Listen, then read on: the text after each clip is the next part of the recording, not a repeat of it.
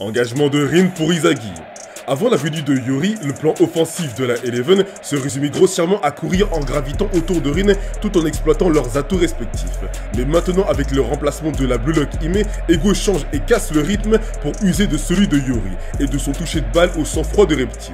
Passe de Izagi pour Yori, qui rencontre Darei sur son aile gauche, extérieur du gauche pour Karasu, passe à entrer en 1-2 avec Yori dans l'axe. Centre de Yori dans la surface, c'est pour Nagi qui remet dans le dos de Rin, qui sort de pick and roll à Izagi, reprise de volée, c'est contré par Aiku.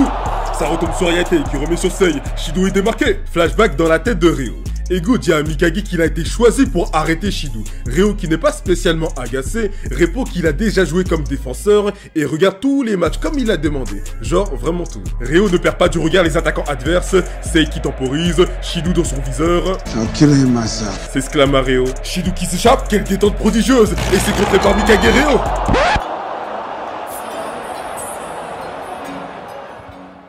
Avec ses remplacements plus que cruciaux, Ego nous montre une nouvelle facette de son deck. Alors qu'il vient de se faire égaliser, au lieu de se précipiter pour dominer au score, Ego montre au coach adverse moi je te dévisse la tête et je te chie dans le cou qu'il est encore plus dangereux en ralentissant le jeu en envoyant le cousin japonais très éloigné de Isco comme deuxième meneur de jeu. Yori est maintenant si important qu'il est devenu le nouveau facteur X pour la victoire. Avec lui comme meneur de jeu, ce n'est plus Rin qui est le franchise player, mais bien Nagi et Izagi. Rin sert à présent de joueur pivot, avoir l'attention des défenseurs, servir de pick and roll comme notre bon vieux karting tricolore. Comme prévu, le Japan Rangers a fait la loi à coups de kick comme il se doit. Keep the change. Et ne lâche pas Izagi du regard. Comment ce dernier va-t-il s'en débarrasser? En feintant sans relâche, en usant d'écrans encore plus musclés, ou alors, résigné, il passera la balle au dernier moment, tout comme l'a fait Nagi, pour l'attaquant qui prendra l'opportunité de frapper au but. C'est alors que la charnière défensive de la U20 sera mise en valeur. Ou peut-être pas. Pour ce qu'il en est du David Alaba de la Eleven, il est plus que confirmé comme le Kisei de ce manga. Maintenant, ça va être difficile de lui cracher à la gueule s'il sait autant se rendre utile.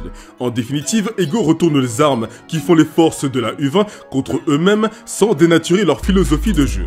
Ryo va coller Shido dans son périmètre d'action sans perdre de vue les autres attaquants, tel un animal à sang-froid qu'il est. Mais saura-t-il le faire sans causer de faute, au risque de se prendre un nouveau but sur un coup de pied arrêté?